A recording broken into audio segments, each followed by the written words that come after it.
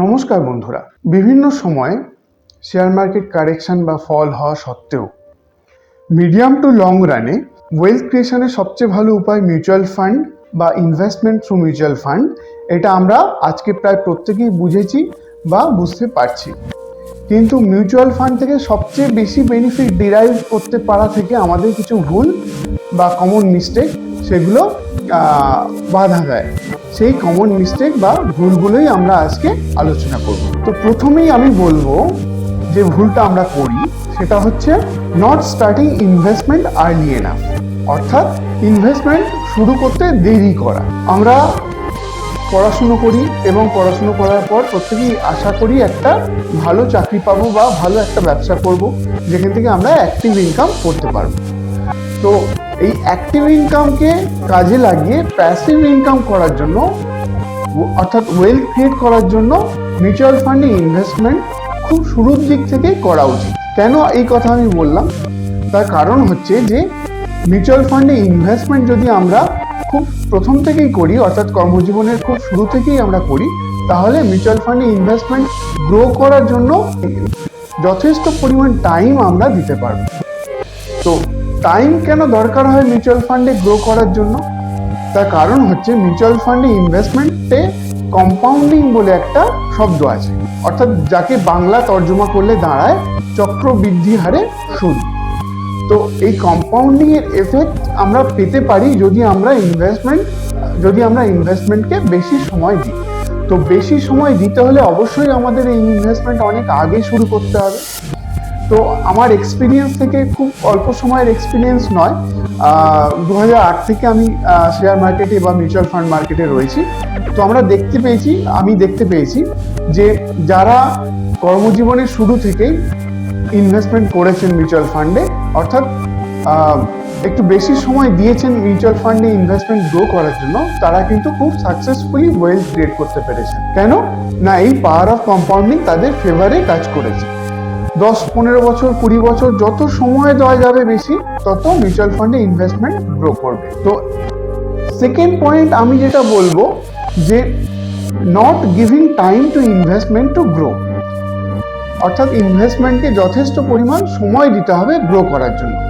তো এটা একটুখানি ভ্যারিয়েশন প্রথম পয়েন্টেরই, যে ইনভেস্টমেন্ট শুরু করতে হবে আগে যাতে ইনভেস্টমেন্টকে বেশি সময় দেওয়া যায়।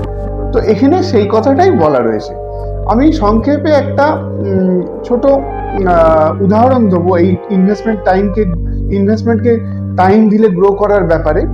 সেটা হচ্ছে যে আগেকার দিনে আমরা প্রত্যেকেই দেখেছি যে মহাজন বা জমিদারদের কাছে অনেকে লোন নিত, ধার নিত। তো একটা সময় ওই ধার শোধ করতে না পেরে সুদের পরিমাণ ক্রমাগত বাড়তে বাড়তে এমন একটা সময় বা সিচুয়েশন আসতো যখন আসল টাকা, অর্থাৎ লোনের যে অ্যাকচুয়াল অ্যামাউন্ট, তার চেয়ে সুদের পরিমাণ বেশি হয়ে যেত। তো এটা কেন হতো? তার কারণ হচ্ছে যে এই কম্পাউন্ডিং এর এফেক্ট, অর্থাৎ সুদ তার উপর সুদ আবার তার উপর সুদ, এরম ভাবে বাড়তে বাড়তে এই কম্পাউন্ডিং এর এফেক্টে সুদের পরিমাণ আসলের পরিমাণ টাকার চেয়ে বেশি হয়ে যেত। সুতরাং ইনভেস্টমেন্টকে যত সময় দেওয়া যাবে তার গ্রো করার চান্স তত বেড়ে যাবে, কারণ আমরা জানি পাওয়ার অফ কম্পাউন্ডিং আপনার ফেভারে তত কাজ করবে। থার্ড পয়েন্ট আমি যেটা বলবো সেটা হচ্ছে যে get panic stricken at the volatility of the market or share market in the short run. আমি প্রথমেই বলেছি বা বলছি আবার যে মিউচুয়াল ফান্ড ইনভেস্টমেন্ট শর্ট টার্মে প্রফিট করে যাওয়া জন্য করা উচিত নয়, এবং সেটা যদি সেই উদ্দেশ্য নিয়ে যদি কেউ মিউচুয়াল ফান্ডে ইনভেস্টমেন্ট করতে যান, তাহলে তিনি শর্ট রানে 10% পর্যন্ত বা 12% পর্যন্ত লস ইনকার করতে পারেন, অর্থাৎ প্রিন্সিপাল অ্যামাউন্টের উপর 10 to 12% লস পর্যন্ত হতে পারে।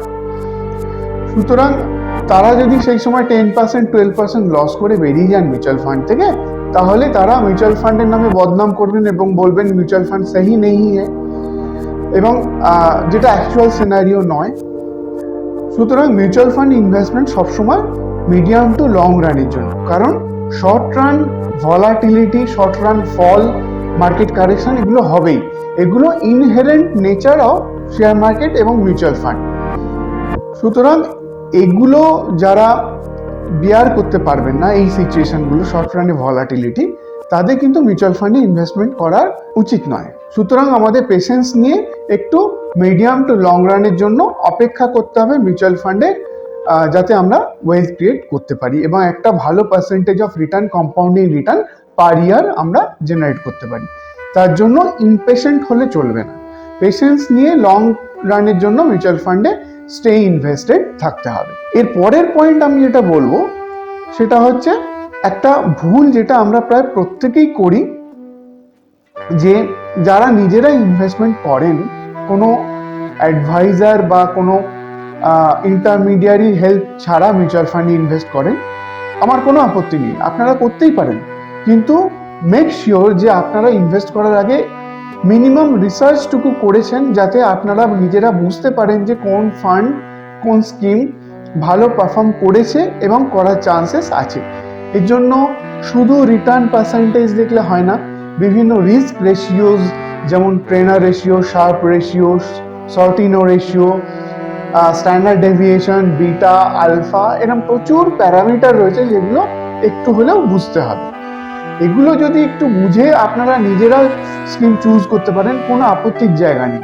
কিন্তু এগুলো যারা কমন ম্যান, আমরা কিন্তু এই টেকনিক্যাল ওয়ার্ডগুলো বুঝতে সময় লাগতে পারে বা বুঝে উঠতে নাও পারি। সুতরাং সেক্ষেত্রে একজন অ্যাডভাইজার, দক্ষ অ্যাডভাইজারের সাহায্য নেওয়াটাই বেটার হবে।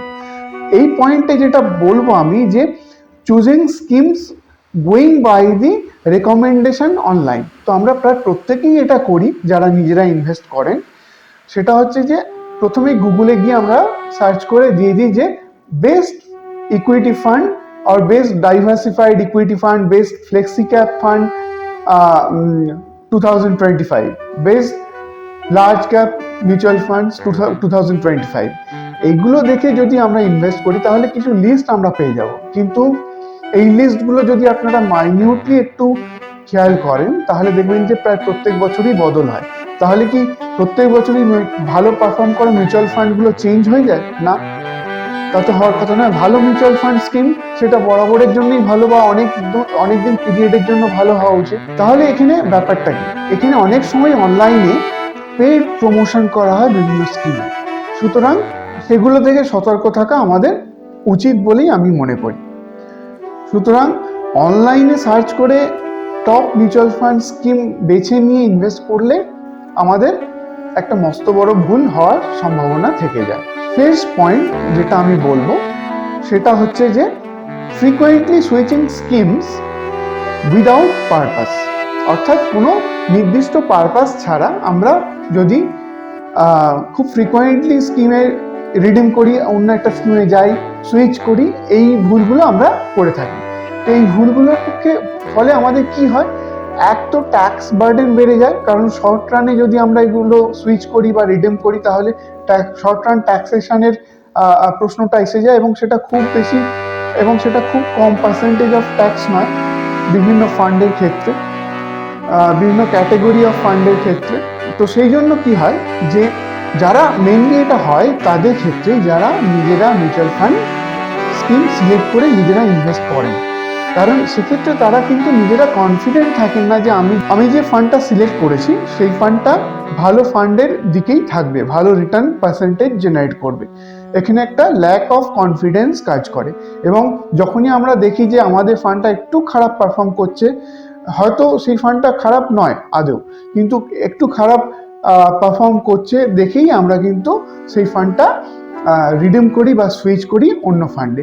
এতে আমাদের কস্ট যেমন বেড়ে যায়, তেমনি আলটিমেটলি গোল অ্যাচিভ করা, যেটা লং রানে ওয়েলথ ক্রিয়েট করা, সেটা থেকেও আমাদের কিন্তু হিন্ড্রেন্স বা ইম্পেডিমেন্ট ক্রিয়েট করে। সুতরাং এই কমন মিস্টেকগুলো যদি আমরা অ্যাভয়েড করতে পারি তাহলে কিন্তু আমরা মিউচুয়াল ফান্ড থেকে ফুলেস্ট এক্সটেন্টে বেনিফিট বা অ্যাডভান্টেজ ডিরাইভ করতে পারি। তো বন্ধুরা, আমার এই ভিডিও যদি আপনারা লাইক করেন তাহলে অবশ্যই আমার এই নতুন চ্যানেলটিকে আপনারা সাবস্ক্রাইব করবেন এবং কমেন্ট করবেন।